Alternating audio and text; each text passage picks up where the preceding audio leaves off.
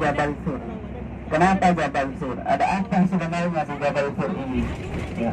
Setiap jamaah haji, jamaah umrah yang datang ya ke Mekah pasti menziarahi yang namanya Jabal Sur.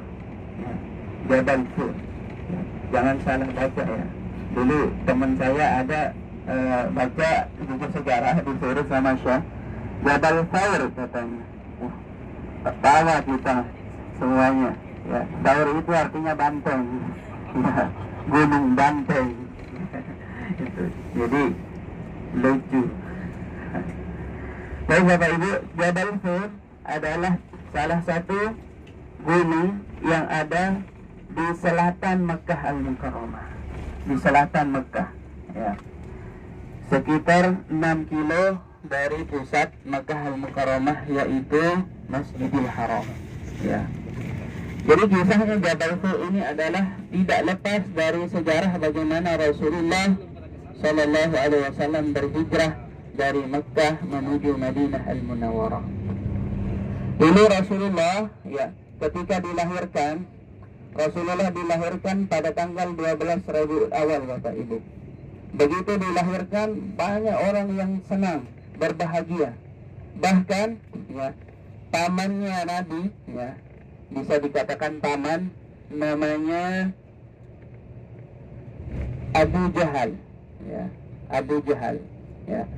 Abu Jahal ini dulu, ya, menjadi pemuka Quraisy yang luar biasa, ya. Sehingga dulu gelarnya Abul Hakam, ya. Abul Hakam. Abul Hakam itu artinya bapak yang bijaksana. Artinya segala sesuatu kalau ada permasalahan dibawa ke Abu Jahal, selesai urusan. Dibawa ke Abul Hakam, selesai urusan. Tapi begitu Islam datang yang dibawa oleh Rasul Sallallahu Alaihi Wasallam, ya, ditolaknya mentah-mentah oleh Abul Hakam. Makanya digelari Abu Jahal. Abu itu artinya bapak, Jahal artinya bodoh. Abu bodoh, bapak bodoh artinya. Ya. Kenapa? Dulu ketika Rasul Sallallahu Alaihi Wasallam lahir, dialah orang yang paling bahagia, ya. Dia sembelih kambing sampai ratusan kambing, dia gawainya seminggu, ya, karena syukurnya atas lahirnya Rasul Sallallahu Alaihi Wasallam. Begitu Rasulullah beranjak dewasa, ya, kemudian diangkat menjadi nabi, diangkat menjadi rasul, menyebarkan agama Islam, ya. Kemudian Abu Jahal inilah orang yang paling pertama menolak kebenaran tersebut, ya. Sehingga saking bencinya Abu Jahal, Bapak Ibu, ya, Abu Jahal inilah kemudian sebagai otak, sebagai kepala, ya, yang merancang, yang merencanakan pembunuhan kepada baginda Rasul Sallallahu Alaihi Wasallam. Ya. Tidak terima dia, ya, tidak terima dia akan jabatannya di Quraisy. Dia sebagai kepala suku Quraisy. Tidak terima dengan adanya Muhammad Sallallahu Alaihi Wasallam, ya, karena agama yang dibawa oleh Nabi Sallallahu Alaihi Wasallam ini tidak memandang apapun, ya. Orang yang sukunya lebih, apa istilahnya, kalau dulu orang-orang jahiliyah, orang-orang Arab itu, ya, dia berdasarkan suku, dan suku nomor satu itu adalah suku Quraisy, ya. Dan suku-suku lainnya itu berada di bawah Quraisy. Jadi Islam datang tidak membedakan antar suku, tidak membedakan laki maupun perempuan, tidak membedakan mana yang tuan, mana yang majikan, mana yang tuan, mana yang budak, ya. Tidak membedakan mana kulit putih, mana kulit hitam. Itu datang Islam. Tidak membedakan kaya, tidak membedakan miskin. Itulah Islam yang dibawa oleh Rasul Sallallahu Alaihi Wasallam. Kemudian mereka marah tentunya.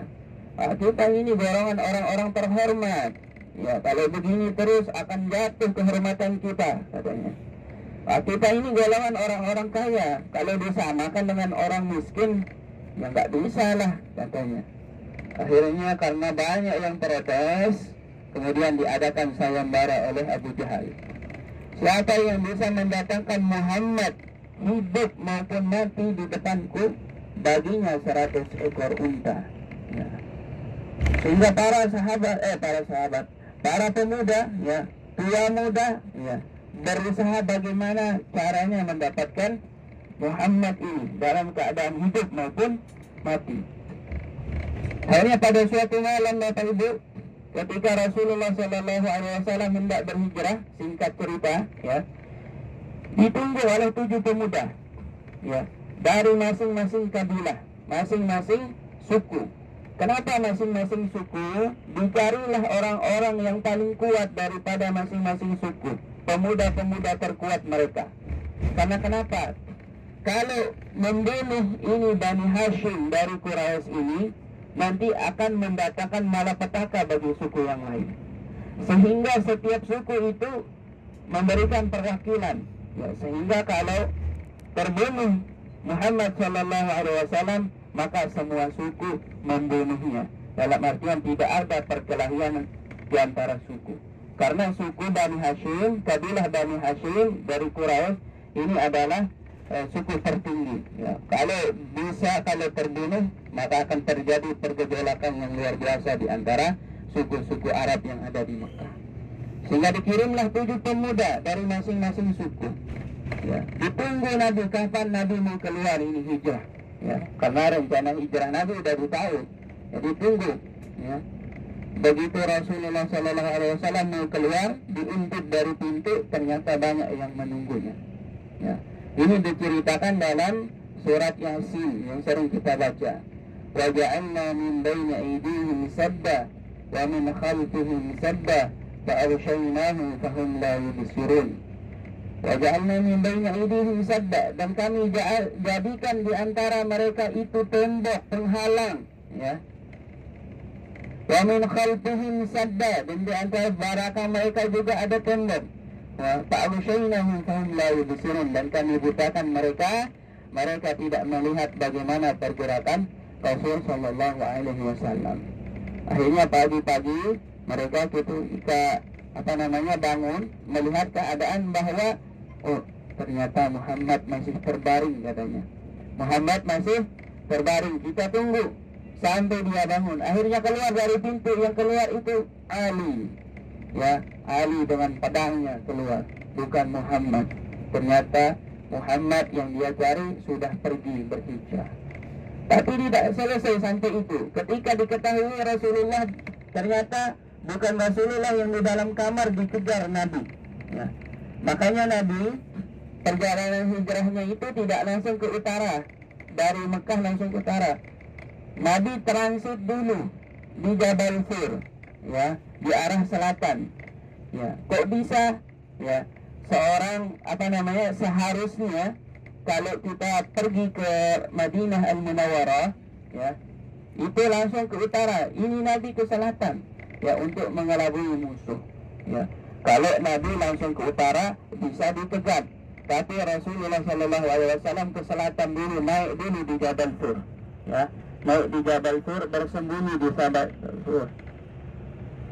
Kira-kira sekitar 3 hari 3 malam, ya, Rasulullah SAW bersembunyi.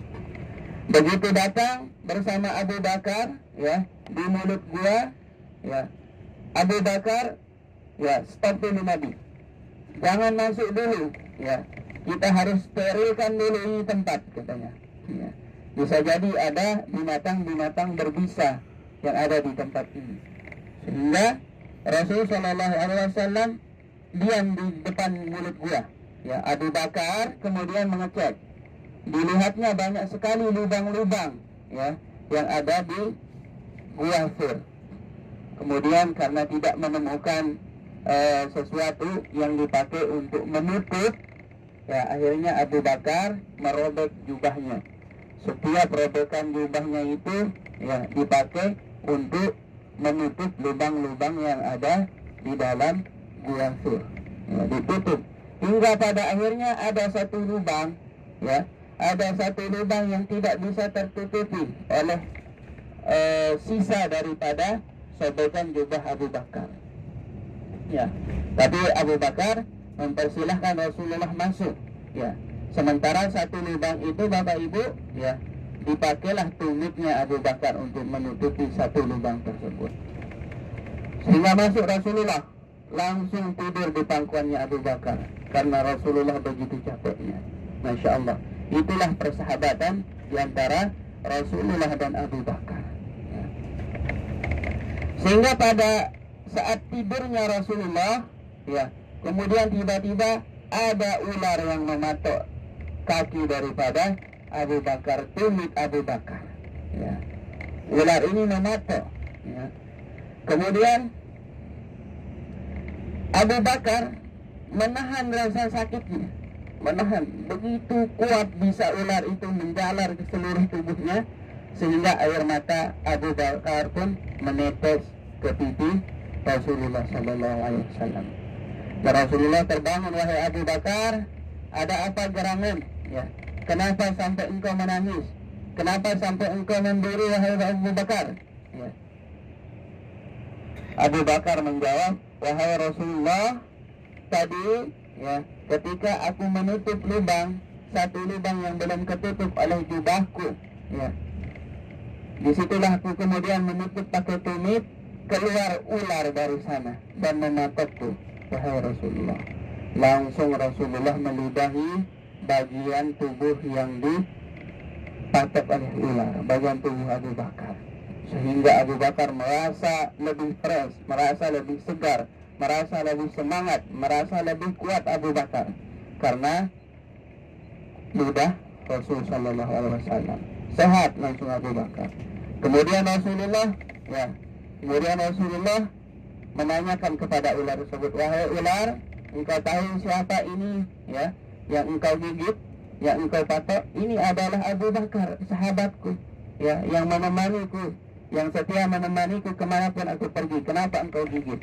Ya, dengan bahasanya ular pun itu menjawab, wahai Rasulullah, ribuan tahun aku berada di bukit ini, berada di gunung ini, berada di gua ini, ya. Aku mendengar kabar dari langit bahwa engkau akan singgah di gunung ini, tapi ternyata ada orang yang menghalangiku. Maka aku gigitlah dia, wahai Rasulullah. Ya, sekarang aku ingin bertemu denganmu. Aku ingin melihat wajahmu, wahai Rasulullah. Ya, kemudian Rasulullah mengatakan, pandanglah, pandanglah wahai ular, pandanglah. Setelah dipandang lalu ular pun pergi. Ya, itulah mukjizat Rasul Sallallahu Alaihi Wasallam. Ya, Masya Allah. Kemudian beberapa saat, ya, beberapa waktu setelah itu, pasukan pembunuh akhirnya sampai di mulut gua. Ya, di mulut gua ini kemudian di mulut gua ini, ya, dilihat, kemungkinan ini Rasulullah Muhammad ini, ya, sembunyi di sini katanya. Ya. Tapi yang lain, pasukan pembunuh yang lain, nggak mungkin sembunyi di sini katanya. Kenapa? Karena di mulut gua itu ada sarang laba-laba dan sarang burung. Ya. Nah, menurut perhitungan mereka, ini sarang laba-laba ini nggak mungkin ini semalam jadi. Ya, sarang burung ini nggak mungkin semalam juga jadi.